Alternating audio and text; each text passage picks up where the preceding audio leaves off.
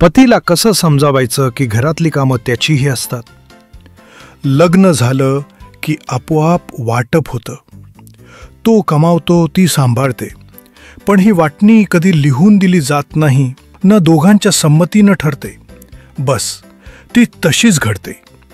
आणि कित्येक घरांमध्ये अजूनही तशीच चालते. ती म्हणते, आज खूप दमले मी. तो म्हणतो, काय एवढं करतेस दिवसभर? आणि तिथेच कन्व्हर्सेशन नाही तर कनेक्शन तुटतो.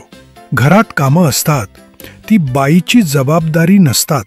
पण आपल्या पुरुषप्रधान कंडिशनिंगमध्ये तिनं करायचं असतं, तिचं काम आहे असं गृहीत धरलं जातं. स्वयंपाकघरात गॅस पेटतो, पण नात्यांमध्ये संवाद विझतो.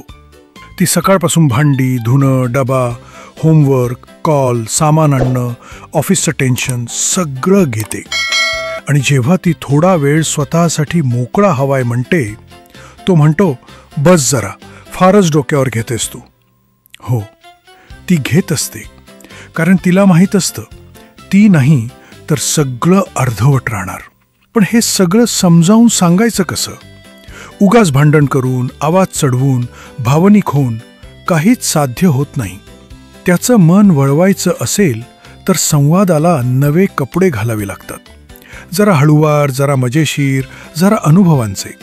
कधीकधी सहजपणे विचारा, तू पोळी लाटून बघशील का एकदा? कळेल किती ग्रॅव्हिटी लागते याला. किंवा त्याच्या ऑफिसचं उदाहरण द्या. तुझ्या टीममध्ये जर सगळं काम एकाच माणसावर असेल तर परफॉर्मन्स काय असेल? तो हसेल आणि विचार करायला लागेल. घर चालवणं म्हणजे फक्त EMI भरणं नाही. घरात माणसंच नसतील तर भिंती कशाला? बायकोची भूमिका आजच्या काळात बदलते आहे. ती कमावते, शिकवते, निर्णय घेते. पण पतीची भूमिका अजूनही तिथंच आहे जिथं ती 1980 होती. मी बाहेरचं बघतो, तू आतलं बघ. हे नातं रेशनिंगचं नाही, एकमेकांना समजून घेण्याचं आहे. ती जर घर चालवत असेल तर तो त्यात सहभागी असणं ही जबाबदारी आहे, उपकार नाहीत.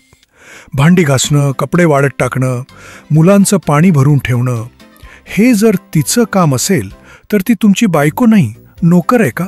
प्रेम म्हणजे तिच्यासाठी गुलाब घेऊन येणं नसतं. प्रेम म्हणजे तिला कपड्यांचा ढीग दिसला की दे, मी लावतो, असं सहज सांगता येणं. पतीला हे समजावणं कठीण नाही, फक्त वेळ आणि आवाज निवडावा लागतो.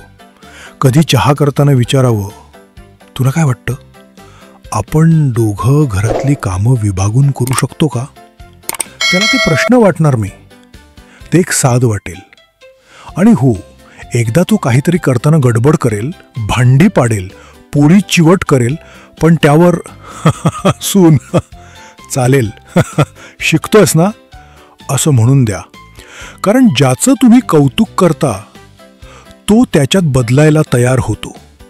जर लेखाने थोडंसं हसवलं, थोडंसं टोचलं आणि थोडंसं बदलायला भाग पाडलं असेल तर आता तोंडाने नाही, अंगठ्याने प्रेम दाखवा. लाईक करा, शेअर करा, कॉमेंट करा. आणि हो, सबस्क्राईब नाही केलं तर घरातली कामं वाढतील. भेटू पुढच्या विषयासाठी. तोपर्यंत नमस्कार.